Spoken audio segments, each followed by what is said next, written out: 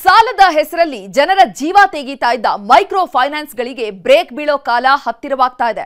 ಇನ್ಮೇಲೆ ಮನೆ ಬಾಗಿಲಿಗೆ ಬಂದು ಕಾಟ ಕೊಟ್ರೆ ಕೇಸ್ ಬೀಳೋದು ಗ್ಯಾರಂಟಿ. ಅಷ್ಟೇ ಅಲ್ಲ, ಹೊಸ ಕಾನೂನನ್ನ ತರೋದಕ್ಕೂ ಕೂಡ ಸರ್ಕಾರ ಸರ್ವಸನ್ನದ್ಧವಾಗ್ತಿದೆ. ಔಟ್ಸೋರ್ಸಿಂಗ್ ಮಾಡಿ ವಸೂಲು ಮಾಡತಕ್ಕಂಥ ಕ್ರಮವನ್ನ ವಿರೋಧ ಮಾಡಿದ್ದೀವಿ. 5 ಗಂಟೆ ನಂತರ ವಸೂಲಿಗೆ ಹೋಗಬಾರದು. ಗೂಂಡಾಗಳನ್ನು ಬಳಕೆ ಮಾಡೋದು, ರೌಡಿಗಳನ್ನು ಬಳಕೆ ಮಾಡೋದು, ಅದನ್ನ ಮಾಡಬಾರದು. ಈ ನಿಯಮಗಳನ್ನ ಯಾರು ಉಲ್ಲಂಘನೆ ಮಾಡ್ತಾರೆ ಅವ್ರ ಮೇಲೆ ಸರ್ಕಾರ ಕಠಿಣವಾದಂತಹ ಕ್ರಮ ತಗೊಳ್ಳುತ್ತದೆ. ನ್ಯೂಸ್ 18 ಅಭಿಯಾನ ಆಯಿತು ಮೆಗಾ ಇಂಪ್ಯಾಕ್ಟ್. ಫೈನಾನ್ಸ್ ಕಿಂಕರರಿಗೆ ಬಿತ್ತು ಸರ್ಕಾರದ ಅಂಕುಶ. ಫೈನಾನ್ಸ್ ಹೆಸರಲ್ಲಿ ತಲೆ ಎತ್ತಿದ್ದ ಯಮಕಿಂಕರರು ಬಡವರ ರಕ್ತ ಹೀರ್ತಿದ್ರು. ಬರೀ ರಕ್ತ ಹೀರೋದು ಮಾತ್ರವಲ್ಲ, ಅದೆಷ್ಟೋ ಮಂದಿಯ ಜೀವವನ್ನೇ ತೆಗೆದಿದ್ರು. ಜೀವ ಹೋದ್ರೂ ಕ್ಯಾರೆ ಅಂತಿರ್ಲಿಲ್ಲ, ಜೀವನ ಹಾಳಾದ್ರೂ ತಲೆ ಕೆಡಿಸ್ಕೊಳ್ತಿರ್ಲಿಲ್ಲ. ಸಾಲದ ಹೆಸರಲ್ಲಿ ಬಡಬಗ್ಗರಿಗೆ ರೌರವ ನರಕ ತೋರಿಸ್ತಿದ್ರು.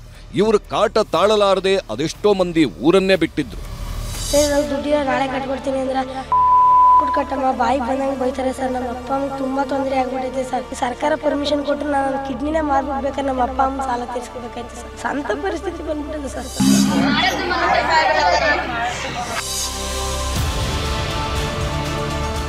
ಬಡವರ ಕಷ್ಟವನ್ನೇ ಬಂಡವಾಳ ಮಾಡಿಕೊಂಡು ಸಾಲದ ಮೇಲೆ ಸಾಲ ಕೊಟ್ಟರು. ಹಣ ಕೊಡದವರಿಗೆ ರೌರವ ನರಕ ತೋರಿಸ್ತಿದ್ರು ಮೈಕ್ರೋ ಫೈನಾನ್ಸ್ ಸಂಸ್ಥೆಯವರು. ಯಾವಾಗ ನ್ಯೂಸ್ 18 ಅಖಾಡಕ್ಕಿಳಿತೋ ಫೈನಾನ್ಸ್ ರಣಹದ್ದುಗಳ ಹುಟ್ಟಡಗಿಸೋ ಕೆಲಸ ಶುರು ಮಾಡಿತು. ಕಳೆದೊಂದು ತಿಂಗಳಿಂದ ಮಾಡಿದ್ದ ನಿರಂತರ ಅಭಿಯಾನದ ಫಲವಾಗಿ ಸಿಎಂ ಸಿದ್ದರಾಮಯ್ಯನವರೇ ಅಖಾಡಕ್ಕಿಳಿದ್ರು. ರಿಸರ್ವ್ ಬ್ಯಾಂಕ್ ಆಫ್ ಇಂಡಿಯಾದ ಅಧಿಕಾರಿಗಳು, ನಬಾರ್ಡ್ ಅಧಿಕಾರಿಗಳು, ಮೈಕ್ರೋ ಫೈನಾನ್ಸ್ ಒಕ್ಕೂಟ, ಪೊಲೀಸ್ ಇಲಾಖೆಯನ್ನೆಲ್ಲ ಒಟ್ಟಿಗೆ ಕೂರಿಸಿದ್ರು. ಸಹಕಾರ ಇಲಾಖೆ, ಕಂದಾಯ, ಕಾನೂನು ಇಲಾಖೆ ಸಚಿವರು ಅಧಿಕಾರಿಗಳನ್ನು ಮುಖಾಮುಖಿ ಕೂರಿಸಿ ಮಾತಾಡ್ರಪ್ಪ ಅಂದ್ರು. ಕೊನೆಗೆ ಎಲ್ಲರಿಗೂ ಎಚ್ಚರಿಕೆ ರವಾನಿಸಿದ ಮುಖ್ಯಮಂತ್ರಿ ಮತ್ತು ಉಪಮುಖ್ಯಮಂತ್ರಿಗಳು ಸಾಲ ಕೊಟ್ಟು ಶೂಲಕ್ಕೇರಿಸಿದ್ರೆ ನಮ್ಮ ಸರ್ಕಾರ ಸುಮ್ಮನಿರಲ್ಲ ಅನ್ನೋ ಆದೇಶ ಪಾಸ್ ಮಾಡಿದ್ದಾರೆ. ಸುಗ್ರೀವಾಜ್ಞೆ ಹೊರಡಿಸ್ತೀವಿ ಅಂತ ಅಬ್ಬರಿಸಿ ಒಂದಷ್ಟು ಕಠಿಣ ನಿಯಮಗಳನ್ನ ಇವತ್ತಿನಿಂದಲೇ ಜಾರಿಗೂ ಆದೇಶಿಸಿದ್ರು.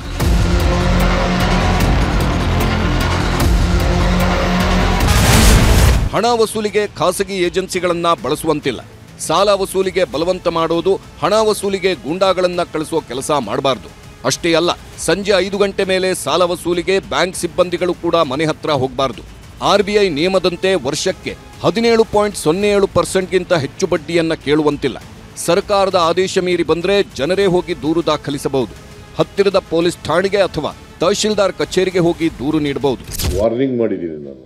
ಆ ಎಚ್ಚರಿಕೆಯನ್ನ ನಬಾರ್ಡ್ನವರಿಗೆ, ಮೈಕ್ರೋ ಫೈನಾನ್ಸ್ ಇನ್ಸ್ಟಿಟ್ಯೂಷನ್ನವರಿಗೆ, ಮತ್ತೆ ಬೇರೆ ಮನಿ ಲೆಂಡಿಂಗ್ ಇನ್ಸ್ಟಿಟ್ಯೂಷನ್ಸ್ಗಳಿದಾವಲ್ಲ ಇವ್ರಿಗೆಲ್ಲ ಕೊಡ್ತಕ್ಕಂಥದ್ದನ್ನು ಮಾಡಿದ್ದೀವಿ. ಮತ್ತೆ ಯಾರೇ ಬಲಾತ್ಕಾರದಿಂದ ವಸೂಲು ಮಾಡ್ತಕ್ಕಂಥದ್ದು, ಗೂಂಡಗಳನ್ನು ಬಳಸಿ ಮಾಡ್ತಕ್ಕಂಥದ್ದು, ಎದುರಿಸಿ ಮಾಡ್ತಕ್ಕಂಥದ್ದು, ಅವಮಾನ ಮಾಡ್ತಕ್ಕಂಥದ್ದು, ಅಗೌರವ ಮಾಡ್ತಕ್ಕಂಥದ್ದು, ಅಂತ ಕಡೆ ಪೊಲೀಸ್ನವರು ಅವರ ಫಿರ್ಯಾದಿಗಳನ್ನ ರಿಜಿಸ್ಟರ್ ಮಾಡಿಕೊಂಡು ಕಾನೂನು ರೀತಿಯ ಕ್ರಮ ತಗೊಳ್ತಕ್ಕಂಥ ಕೆಲಸವನ್ನ ಪೊಲೀಸ್ನವರು ಮಾಡಬೇಕು ಅಂತ ಹೇಳಿ ತೀರ್ಮಾನ ಮಾಡಿದ್ದೀವಿ. ಮೈಕ್ರೋ ಫೈನಾನ್ಸ್ನವರಿಗಷ್ಟೇ ಎಚ್ಚರಿಕೆ ಕೊಟ್ಟಿಲ್ಲ, ಪೊಲೀಸರಿಗೆ, ಅಧಿಕಾರಿಗಳಿಗೆ, ಸಹಕಾರ, ಕಂದಾಯ ಇಲಾಖೆ, ಜಿಲ್ಲಾಧಿಕಾರಿಗಳಿಗೂ ಸರ್ಕಾರ ಕಟ್ಟುನಿಟ್ಟಿನ ಸಂದೇಶಗಳನ್ನು ಕೊಟ್ಟಿದೆ. ಕಿರುಕುಳಕ್ಕೆ ಬೇಸತ್ತವರು, ನೊಂದವರೇ ಬಂದು ದೂರು ಕೊಡಬೇಕಂತ ಪೊಲೀಸರು ಸುಮ್ಮನೆ ಕೂರಬಾರದು. ಸಾಲ ವಸೂಲಿ ಕಿರುಕುಳ ವಿಷಯದಲ್ಲಿ ಪೊಲೀಸರೇ ಸುಮೋಟೋ ಕೇಸ್ ದಾಖಲಿಸಿಕೊಂಡು ತನಿಖೆ ನಡೆಸಬಹುದು. ಸಾಲ ವಸೂಲಿಗೆ ಹೆದರಿಸಿದ್ದು ಗಮನಕ್ಕೆ ಬಂದರೂ ಕೇಸ್ ಹಾಕಬಹುದು. ಅಪ್ಪಿತಪ್ಪಿ ಅಧಿಕಾರಿಗಳೇ ನಿರ್ಲಕ್ಷ್ಯ ಮಾಡಿದ್ರೆ ಅವರ ಮೇಲೂ ಕಾನೂನು ಕ್ರಮ ಅಂತ ಸರ್ಕಾರ ಎಚ್ಚರಿಕೆ ಕೊಟ್ಟಿದೆ. ಇದರ ಜೊತೆಗೆ ಪ್ರತಿ ಜಿಲ್ಲಾಧಿಕಾರಿಗಳ ಕಚೇರಿಯಲ್ಲೂ ಸಹಾಯವಾಣಿ ಶುರು ಮಾಡಬೇಕು. ಊರೂರಲ್ಲೂ ಮೈಕ್ರೋ ಫೈನಾನ್ಸ್ಗಳ ಬಗ್ಗೆ ಜನರಲ್ಲಿ ಜಾಗೃತಿ ಮೂಡಿಸಬೇಕು ಅಂತ ಡಿಸಿಗಳಿಗೂ ಸಿಎಂ ಸೂಚನೆ ಕೊಟ್ಟರು. ಪ್ರತಿ ಜಿಲ್ಲೆನಲ್ಲೂ ಕೂಡ ಜಿಲ್ಲಾಧಿಕಾರಿ ಕಚೇರಿಗಳಲ್ಲಿ ಒಂದು ಸಹಾಯವಾಣಿಯನ್ನ ತೆರೀತಕ್ಕಂಥ ಕೆಲಸವನ್ನ ಮಾಡಬೇಕು ಅಂತ ಹೇಳಿದೀವಿ. ಅಲ್ಲಿ ದೂರುಗಳನ್ನು ಕೊಡಬಹುದು. ಆ ದೂರುಗಳ ಮೇಲೆ ಪೊಲೀಸ್ನವರು ದೂರುಗಳನ್ನು ಕೊಟ್ಟರೆ ಅಥವಾ ಸುವೋಮೋಟೋ ಪೊಲೀಸ್ನವರು ಕ್ರಮ ತಗೊಳ್ತಕ್ಕಂಥ ಕೆಲಸವನ್ನು ಮಾಡ್ತಾರೆ. ಸರ್ಕಾರ ಬಾಯಿ ಮಾತಲ್ಲಷ್ಟೇ ಹೇಳಿದೆ. 1 ವಾರ 2 ವಾರ ಅಷ್ಟೇ ಈ ರೂಲ್ಸ್ ಅನ್ನೋ ಹಾಗಿಲ್ಲ. ಯಾಕಂದ್ರೆ ಸರ್ಕಾರ ಕಾನೂನಿಗೆ ತಿದ್ದುಪಡಿ ತಂದು ಸುಗ್ರೀವಾಜ್ಞೆ ಮೂಲಕ ಜಾರಿ ಮಾಡುತ್ತಿದೆ. ಮೈಕ್ರೋ ಫೈನಾನ್ಸ್ ಕಿರುಕುಳ ತಡೆಗೆ ಸರ್ಕಾರ ಕಾನೂನು ತರ್ತಿದೆ. ಮನಿ ಲಾಂಡ್ರಿಂಗ್ ಆಕ್ಟ್ಗೆ ತಿದ್ದುಪಡಿ ನಿರ್ಧರಿಸಿದೆ. ಬರೀ ಆದೇಶ ಅಲ್ಲ, ಶೀಘ್ರದಲ್ಲೇ ತಿದ್ದುಪಡಿನೂ ಆಗಲಿದೆ. ಬೇರೆ ರಾಜ್ಯಗಳ ಕಾನೂನು ಪರಿಶೀಲನೆಗೆ ತಂಡ ಕಳಿಸಲು ನಿರ್ಧರಿಸಿದ್ದು, ಶೀಘ್ರದಲ್ಲೇ ಸುಗ್ರೀವಾಜ್ಞೆ ಮೂಲಕ ಕಾನೂನು ಜಾರಿಯಾಗುತ್ತೆ ಅಂತ ಸರ್ಕಾರ ಹೇಳಿದೆ. ಕಾನೂನುಗಳಿದಾವಲ್ಲ ಇವತ್ತು ನಮ್ಮ ರಾಜ್ಯದಲ್ಲಿ, ಅವಕ್ಕೆ ತಿದ್ದುಪಡಿ ಮಾಡಬೇಕಾದ್ರೆ ಕೂಡಲೇ ತಿದ್ದುಪಡಿಗಳನ್ನ ಮಾಡ್ತೀವಿ. ಅವುಗಳನ್ನ ಇನ್ನೂ ಬಲಯುತವಾಗಿ ಮಾಡಬೇಕಾದ್ರೆ ಮಾಡ್ತೀವಿ. ಜೊತೆಗೆ ಒಂದು ಹೊಸ ಕಾನೂನನ್ನ ಅದನ್ನ ಲಾ ಡಿಪಾರ್ಟ್ಮೆಂಟ್ನವರು, ರೆವಿನ್ಯೂ ಡಿಪಾರ್ಟ್ಮೆಂಟ್, ಫೈನಾನ್ಸ್ ಡಿಪಾರ್ಟ್ಮೆಂಟ್ ಮತ್ತೆ ಹೋಮ್ ಡಿಪಾರ್ಟ್ಮೆಂಟ್ ಚರ್ಚೆ ಮಾಡಿ ಕೂಡಲೇ ಆ ಕಾನೂನನ್ನ ಸುಗ್ರೀವಾಜ್ಞೆ ಮೂಲಕ ಮಾಡ್ತಕ್ಕಂಥದನ್ನ ಮಾಡ್ತೀವಿ. ಆಮೇಲೆ ಕೇಂದ್ರ ಸರ್ಕಾರಕ್ಕೂ ಕೂಡ ಈ ಕಿರುಕುಳವನ್ನು ತಪ್ಪಿಸಲಿಕ್ಕೆ, ಹೆರಾಸ್ಮೆಂಟ್ ಅನ್ನು ತಪ್ಪಿಸಲಿಕ್ಕೆ ಕೇಂದ್ರ ಸರ್ಕಾರನು ಕೂಡ ಕಾನೂನನ್ನ ಮಾಡಬೇಕು ಅಂತೇಳಿ ಒತ್ತಾಯವನ್ನು ಮಾಡ್ತೀವಿ. ಇನ್ನು ರಾಜ್ಯದಲ್ಲಿ ಮೈಕ್ರೋ ಫೈನಾನ್ಸ್ ಕಿರುಕುಳಕ್ಕೆ ಇಲ್ಲಿವರೆಗೂ ಸತ್ತವರಷ್ಟು ಗೊತ್ತಿಲ್ಲ. ಆದ್ರೆ 4 ಸಾವಿಗೆ ಮೈಕ್ರೋ ಫೈನಾನ್ಸ್ ಕಿರುಕುಳ ಕಾರಣ ಅಂತ ಕೇಸ್ ಆಗಿದೆ. ಎಲ್ಲರನ್ನೂ ಸಂಜೆಯೊಳಗೆ ಒಳಗಾಕಿಸ್ತೀವಿ ಅಂದ್ರು ಉಪಮುಖ್ಯಮಂತ್ರಿ ಡಿಕೆ ಶಿವಕುಮಾರ್.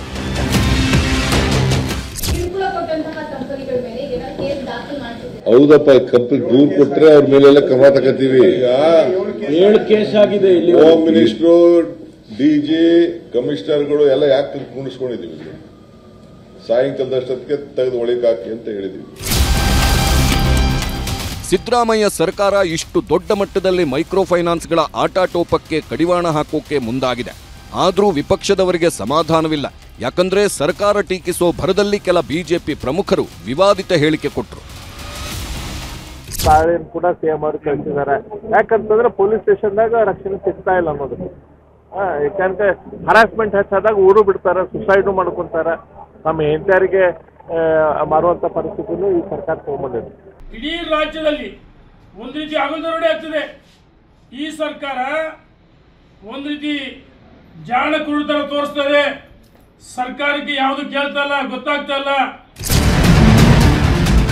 ರಾಜಕೀಯ ಏನಾದರೂ ಇರಲಿ, ಮೈಕ್ರೋ ಫೈನಾನ್ಸ್ಗಳ ಕಿರುಕುಳದಿಂದ ಬೇಸತ್ತವರು ನ್ಯೂಸ್ 18 ವರದಿಗೆ ಧನ್ಯವಾದ ಹೇಳಿದ್ರು. ಸರ್ಕಾರವನ್ನೇ ಎಚ್ಚರಿಸಿ ಕಾನೂನನ್ನೇ ತಿದ್ದುಪಡಿ ಮಾಡುವ ಮಟ್ಟಿಗೆ ವರದಿ ಮಾಡಿದ್ದಕ್ಕೆ ಕೃತಜ್ಞತೆ ತಿಳಿಸಿದ್ರು. ಸರ್, ನ್ಯೂಸ್ 18 ಅವರು ಸಭೆ ಇದು ಪ್ರಚಾರ ಮಾಡಿದ್ಮೇಲೆ ಸರ್, ಇವಾಗ ಇದು ಫೈನಾನ್ಸ್ನವ್ರಿಗೆ ಸರ್ ಭಾಳ ಎಚ್ಚೆತ್ಕೊಂಡಿದೆ ಸರ್. ಈಗ ಫಸ್ಟು ಸಿದ್ದರಾಮಯ್ಯ ಸಾಹೇಬ್ರಿಗೆ ಮತ್ತು ನಮ್ಮ 18 ಟಿವಿಯವರಿಗೆ ನನ್ನ ಧನ್ಯವಾದಗಳು ಸರ್. ರಾಜ್ಯದಲ್ಲಿ ಮೈಕ್ರೋ ಫೈನಾನ್ಸ್ಗಳ ಕಿರುಕುಳದ ಬಗ್ಗೆ ಸಿದ್ದರಾಮಯ್ಯ, ಡಿಕೆಶಿ ನೇತೃತ್ವದ ಸರ್ಕಾರ ನ್ಯೂಸ್ 18 ವರದಿಗೆ ಸ್ಪಂದಿಸಿದೆ. ಗೃಹ ಸಚಿವ ಪರಮೇಶ್ವರ್ ಇಲಾಖೆ ಕಠಿಣ ಕಾನೂನು ಕ್ರಮ ಜರುಗಿಸುತ್ತಿದೆ. ಈಗ ಜನಾನೂ ಸ್ವಲ್ಪ ಬದಲಾಗಬೇಕು. ಮೈಕ್ರೋ ಫೈನಾನ್ಸ್ಗಳಲ್ಲಿ ಸಾಲ ಮಾಡಿದ್ರೆ ಆದಷ್ಟು ಬೇಗ ವಾಪಸ್ ಕಟ್ಬಿಡಿ. ಹಣ ಕಟ್ಟಲು ತೀವ್ರ ಸಮಸ್ಯೆಯಾದ್ರೆ ಫೈನಾನ್ಸ್ ಸಂಸ್ಥೆ ಸಿಬ್ಬಂದಿ ಹತ್ರ ಸಮಯ ಕೇಳಿ. ಅದನ್ನ ಬಿಟ್ಟು ಹಣ ಕೇಳಲು ಬಂದವರ ಮೇಲೆ ಗಲಾಟೆ ಮಾಡಬೇಡಿ, ಹಲ್ಲೆ ಮಾಡಬೇಡಿ. ಮೈಕ್ರೋ ಫೈನಾನ್ಸ್ನವರು ಹೆದರಿಸಿ ಬೆದರಿಸಿ ಹಣ ಕೇಳಿದ್ರೆ ಪೊಲೀಸರಿಗೆ ದೂರು ಕೊಡಿ. ಸಮಸ್ಯೆ ಏನೇ ಇರಲಿ ಧೈರ್ಯವಾಗಿ ಎದುರಿಸಿ. ಆತ್ಮಹತ್ಯೆಯಂಥ ಕೆಟ್ಟ ನಿರ್ಧಾರ ಮಾಡಬೇಡಿ. ಇದು ನಿಮ್ಮ ನ್ಯೂಸ್ 18 ಮನವಿ ಮತ್ತು ಕಳಕಳಿ. Bureau report, news 18. ಫೈನಾನ್ಸ್ ಸಿಬ್ಬಂದಿ ಕೊಡ್ತಾ ಇರೋ ಕಾಟ ಅಷ್ಟಿಷ್ಟಲ್ಲ. ಮನೆಯಿಂದ ಹೊರಗೆ ಹಾಕ್ತಾರೆ, ಗನ್ ತಂದು ಬೆದರಿಕೆ ಹಾಕ್ತಾರೆ. ಸಾಲ ಕೊಡ್ದಿದ್ರೆ ನಿಮ್ಮ ಜೀವನವನ್ನೇ ಸರ್ವನಾಶ ಮಾಡ್ತೀವಿ ಅಂತ ಆವಾಜ್ ಬಿಡ್ತಿದ್ದಾರೆ. ಗನ್ ತಂದು ತೋರ್ಸಕ್ಕೆ ನಿಮ್ಗೇನು ಅಧಿಕಾರ ಇದೆ?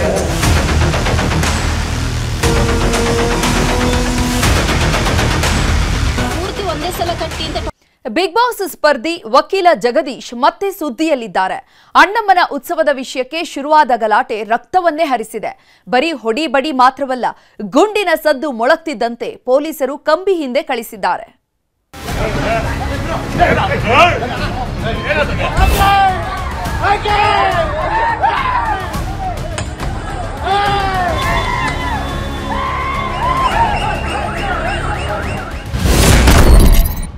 ಜನವರಿ 23ರಂದು ಜಗದೀಶ್ ಮೇಲೆ ಅಟ್ಯಾಕ್.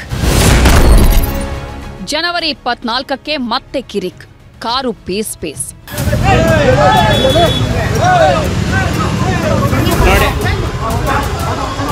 ನೋಡಿ ಯಾವ ತರ ಹೊಡಿಯಕ್ಕೆ ಹೋಗ್ತಾ ಇದಾರೆ ನೋಡಿ, ಏನಿದೆ ಗಲಾಟೆ. ಜಸ್ಟ್ 2 ದಿನ ವಕೀಲ ಜಗದೀಶ್ ಮೇಲೆ ಬ್ಯಾಕ್ ಟು ಬ್ಯಾಕ್ ಅಟ್ಯಾಕ್ ಮಾಡಿದ್ದಾರೆ. ಬೆಂಗಳೂರಿನ ಕೋಡಿಗೆ ಹಳ್ಳಿಯಲ್ಲಿ ಅಣ್ಣಮ್ಮ ದೇವಿಯ ಉತ್ಸವ ನಡೆಸಲಾಗುತ್ತಿದೆ. ಅನುಮತಿ ಪಡೆಯದೆ ರಸ್ತೆಗೆ ಅಡ್ಡಲಾಗಿ ಪೆಂಡಾಲ್ ಹಾಕಿದ್ದಾರೆ ಅಂತ ವಕೀಲ ಜಗದೀಶ್ ಬಿಬಿಎಂಪಿ ಹಾಗೂ ಪೊಲೀಸರಿಗೆ ದೂರು ಕೊಟ್ಟಿದ್ರು. ಇದು ಸ್ಥಳೀಯರನ್ನ ಕೆರಳಿಸಿತ್ತು. ಮಾತಿಗೆ ಮಾತು ಬೆಳೀತಿದ್ದಂತೆ ಜಗದೀಶ್ ಮನೆ ಮುಂದೆಯೇ ಹಲ್ಲೆ ಮಾಡಿದ್ರು. ಈ ಸಂಬಂಧ ಎರಡೂ ಕಡೆಯವರು ದೂರು ಪ್ರತಿ ದೂರು ದಾಖಲಿಸಿದ್ರು.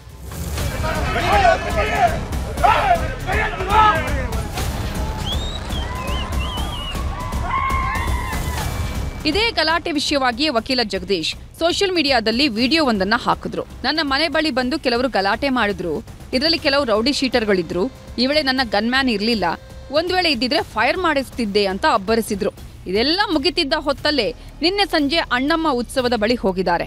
ಆಗ ಮತ್ತೆ ಜಗದೀಶ್ ಹಾಗೂ ಸ್ಥಳೀಯರ ಮಧ್ಯೆ ಮಾತಿನ ಚಕಮಕಿ ನಡೆದಿದೆ. ಗಲಾಟೆ ವಿಕೋಪಕ್ಕೆ ತಿರುಗ್ತಾ ಇದ್ದಂತೆ ಕೈ ಮಿಲಾಯಿಸಿದ್ದಾರೆ. ಹೊಡಿಬಡಿ ಜೋರಾಗ್ತಿದ್ದಂತೆ ಜಗದೀಶ್ ಗನ್ಮ್ಯಾನ್ ಗಾಳಿಯಲ್ಲಿ ಗುಂಡು ಹಾರಿಸಿದ್ದಾನೆ.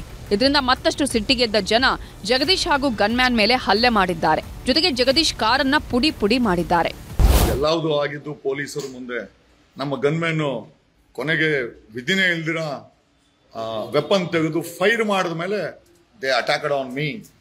ನನ್ನನ್ನು ಬಚಾವ್ ಮಾಡೋಕ್ಕೋಸ್ಕರ ನನ್ನ ಎಂಟೈರ್ ಸ್ಕಾರ್ಪಿಯನ್ನ ನಾನು ಹೊಸ ಸ್ಕಾರ್ಪಿಯೋ ತಗೊಂತೀವಿ, ಅದು ವಿಚಾರ ಅದಲ್ಲ. ಸತ್ರೆ ಪರವಾಗಿಲ್ಲ, ಮಣ್ಣು ಮಾಡೋಣ, ನಾವೇನ್ ಸತ್ರೆ ನಾವ್ಯಾರು ಪ್ರಾಣ ಭಿಕ್ಷೆ ಕೇಳಲ್ಲ.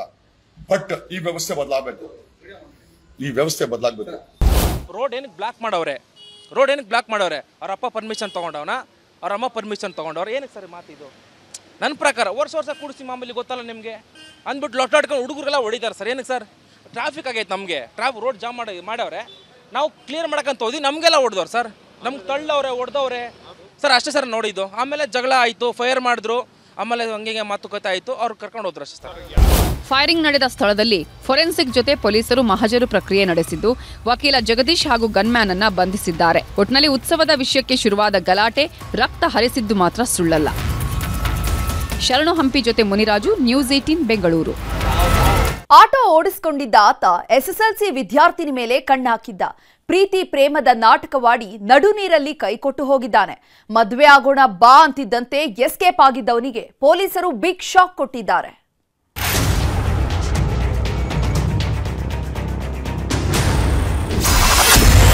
ಅಪ್ರಾಪ್ತಿ ಜೊತೆ ಆಟೋ ಡ್ರೈವರ್ ಪ್ರಣಯರಾಗ, ಕಿರಾತಕನ ಕಳ್ಳಾಟ, ಬಾಲಕಿ ಈಗ 5 ತಿಂಗಳ ಗರ್ಭಿಣಿ. ಪ್ರೀತಿ ಪ್ರೇಮ ಅನ್ನೋದೆಲ್ಲ ಪುಸ್ತಕದ ಬದನೆಕಾಯಿ ಅಂತಾರಲ್ಲ, ಈ ಮಾತು 100ಕ್ಕೆ 100 ಸತ್ಯ ಬಿಡಿ. ಯಾಕಂದ್ರೆ ಪ್ರೀತಿ ಹೆಸರಲ್ಲಿ ನವರಂಗಿ ಆಟ ಆಡೋರೇ ಜಾಸ್ತಿ ಆಗ್ತಿದ್ದಾರೆ. ಈತನ ಹೆಸರು ಮಹೇಶ್ ಅಂತ. ಯಾದಗಿರಿ ಜಿಲ್ಲೆಯ ವಡಗೇರ ತಾಲೂಕಿನ ಈತ ಆಟೋ ಓಡಿಸಿಕೊಂಡು ಜೀವನ ನಡೆಸ್ತಿದ್ದ. ದಿನ ಬೆಳಗ್ಗೆ ಹೈಸ್ಕೂಲ್ ಮಕ್ಕಳನ್ನ ಶಾಲೆಗೆ ಬಿಡ್ತಿದ್ದವ ಕಳ್ಳಾಟ ಶುರು ಮಾಡಿದ್ದಾನೆ. ಎಸ್ಎಸ್ಎಲ್ಸಿ ಓದ್ತಿದ್ದ ಅಪ್ರಾಪ್ತೆಗೆ ಪ್ರೇಮದ ಗಾಳ ಬೀಸಿದ್ದ. ದಿನಾಲು ಇವನ ಆಟೋದಲ್ಲೇ ಹೋಗೋದು ಬರೋದು ಮಾಡ್ತಿದ್ರಿಂದ ಏನೂ ಅರಿಯದ ಹೆಣ್ಣು ಮಗಳು ಕೂಡ ಮನಸೋತು ಹೋಗಿದ್ಲು.